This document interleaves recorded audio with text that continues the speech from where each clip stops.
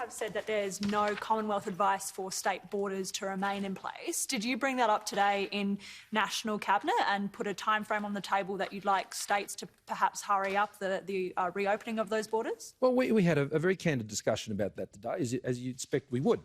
That's one of the good things about National Cabinet. And once again, of course, it's the fact that National Cabinet never made a decision to put in place state borders, and that is the case. Now, I want to stress that during this period of time, freight and business travel has continued unimpeded. And all the data I've seen, particularly with the movement of freight and goods, etc., that has continued, and the barriers at the borders have not presented any issue when it comes to those quite critical supplies. And that hasn't happened by accident. And regardless of the borders being in place, the states have worked very hard on that. The second point I'd make is that means that the borders principally relate to leisure travel between states and territories.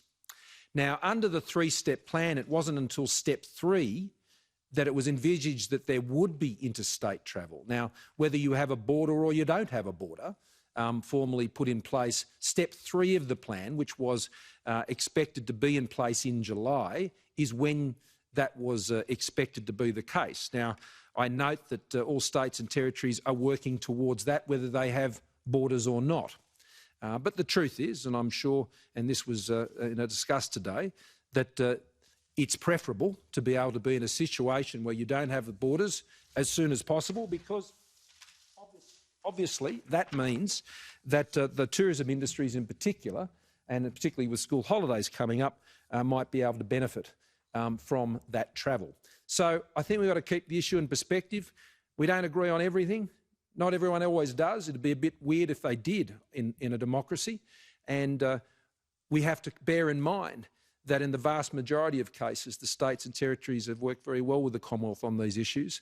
And I'm still remain absolutely optimistic that common sense will ultimately prevail on the timetable that National Cabinet has set out.